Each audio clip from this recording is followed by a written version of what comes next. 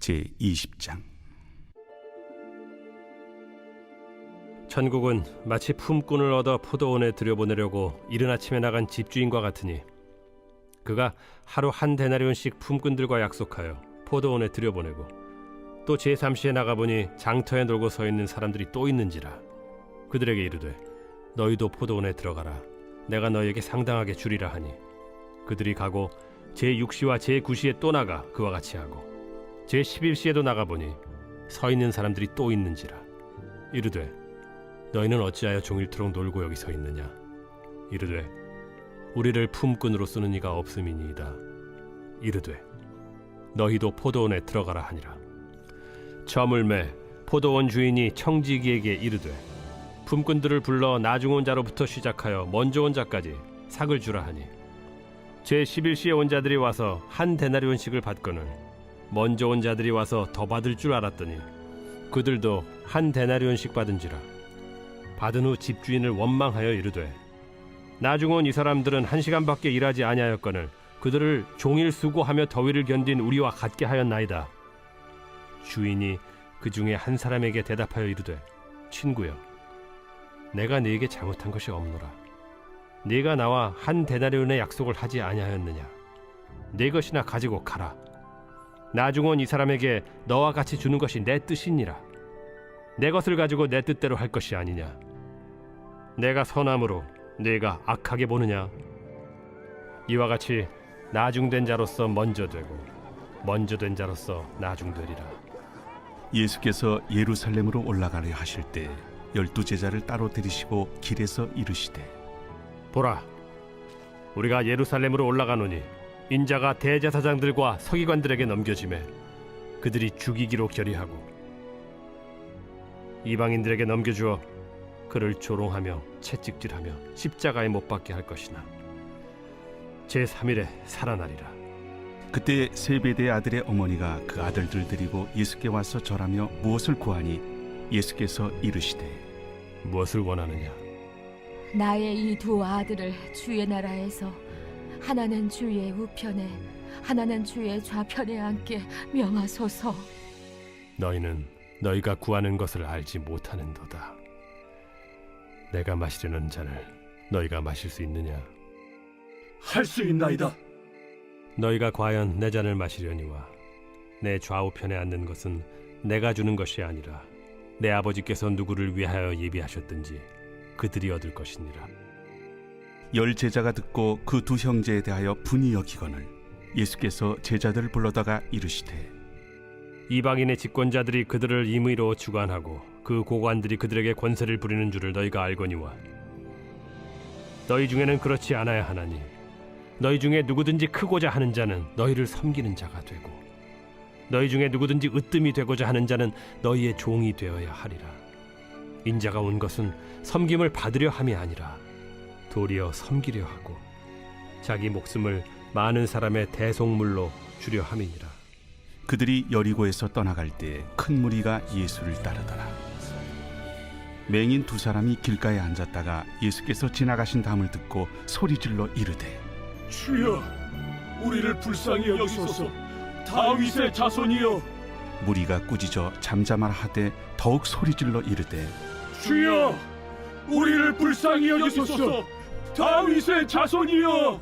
예수께서 머물러 서서 그들을 불러 이르시되 너희에게 무엇을 하여 주기를 원하느냐.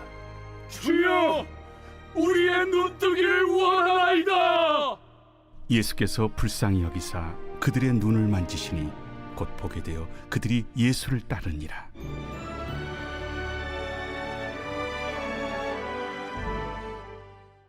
어제 19장 말씀에서 재물이 많은 청년과 예수님의 대화를 통해 영생, 즉 구원은 전적인 하나님의 은혜이다 라는 말씀을 드렸습니다. 오늘 20장 포도원 비유 말씀도 19장의 내용과 동일하다는 것을 알 수 있습니다. 1절에 천국은 마치 품꾼을 얻어 포도원에 들여보내려고 이른 아침에 나간 집주인과 같으니 포도원, 즉 천국의 주인이신 하나님께서 구원받을 영혼들을 찾기 위해 날이 새자마자 기다렸다는 듯이 밖으로 나갑니다. 여기서 우리는 하나님 나라를 확장하기 위해 쓰는 하나님의 열심을 발견할 수 있습니다. 2절에 그가 하루 한 데나리온씩 품꾼들과 약속하여 포도원에 들여보냈다라고 하였습니다. 여기서 말하는 하루는 해가 떠서 해가 질 때까지 시간을 말합니다. 오전 6시부터 오후 6시까지 12시간을 일하는 대가로 한 데나리온을 주기로 약속하는 것입니다. 또다시 주인은 3절에 제3시에 오는 시간으로 오전 9시에 나가보니 장터에 놀고 서 있는 사람들이 발견하여 또 일을 맡깁니다.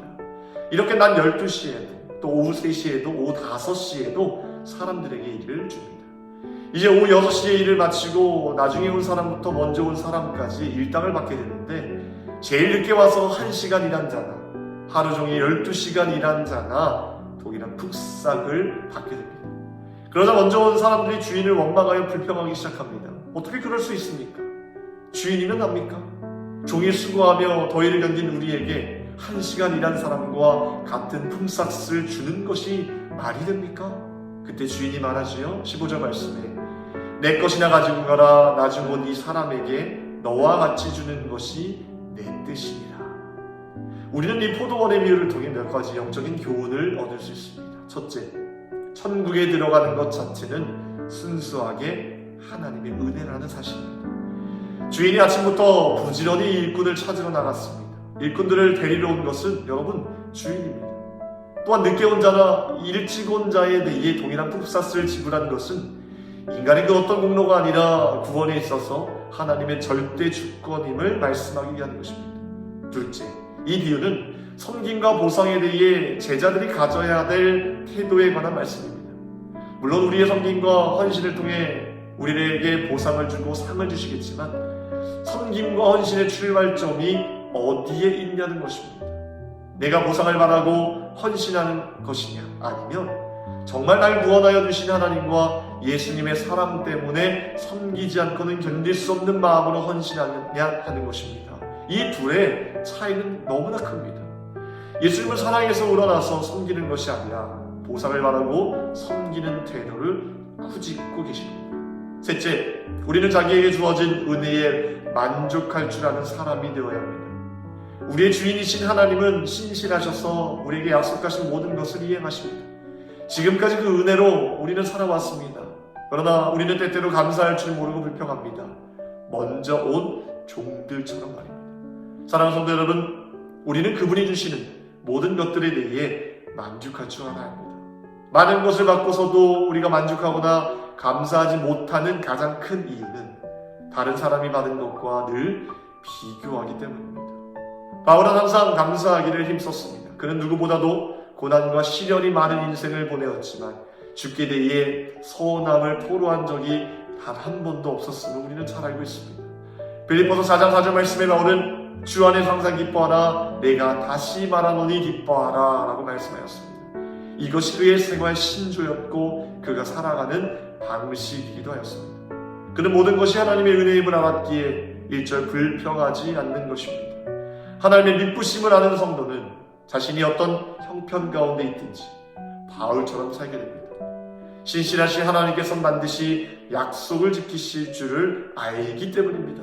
그래서 범사에 하나님을 인정하며 자신의 생에 일어나는 크고 작은 일들을 소중히 여기게 되는 것입니다. 여러분들은 어떻습니까? 정말 구원에 하나님의 전적인 은혜이며 하나님의 절대 주권임을 인정하고 계십니까? 여러분들은 이 성전에 나와 예배를 섬기고 봉사를 하며 사명을 감당할 때 어떤 마음으로 섬기고 계십니까? 먼저 온 일꾼처럼 내가 이렇게까지 헌신했는데 하나님 이것밖에 안 주십니까? 불평하십니까? 아니면 정말 주신 은혜 때문에 감사하여서 감격하고 섬기고 계십니까? 예수님 우리를 섬기실 때 목숨까지 내놓아주셨습니다. 우리는 그 예수님의 섬김을 기억해야 됩니다.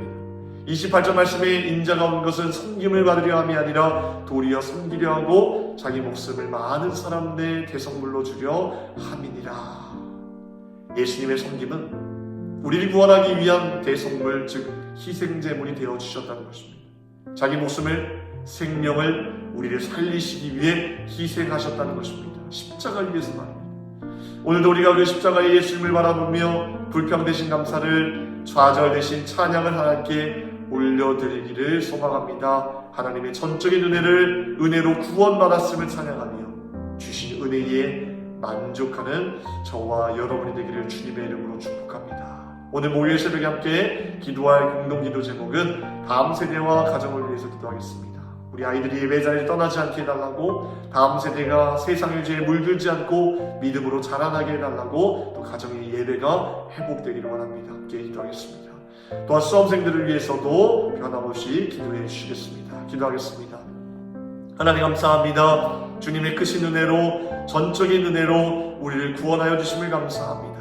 그 구원 앞에 불평하지 않게 하시며 늘 자적하며 그 은혜에 만족하는 귀한 성도 될 수 있도록 도와주시옵소서. 특별히 다음 세대 우리 어린 자녀들 축복하여 주시고 보혈로 덮어주실 줄 믿습니다. 예배 자리 떠나지 않게 하시고 날마다 믿음과 말씀 속에서 하나님 성장할 수 있는 아이들로 세워주시옵소서. 얼마 남지 않은 수능 가운데 주님께서 지혜를 더하여 주셔서 우리 아이들 다 원하는 대학에 진학할 수 있도록 도와주시옵소서. 세우신 주의 사자 목사님 강건하게 붙들어 주시며 말씀의 능력을 더하여 주시며 안수하시고 기도하실 때마다 하나님 회복과 치유의 역사를 이루어 주시옵소서. 모든 걸 감사드리며 우리를 원하신 예수 그리스도 이름으로 기도하옵나이다.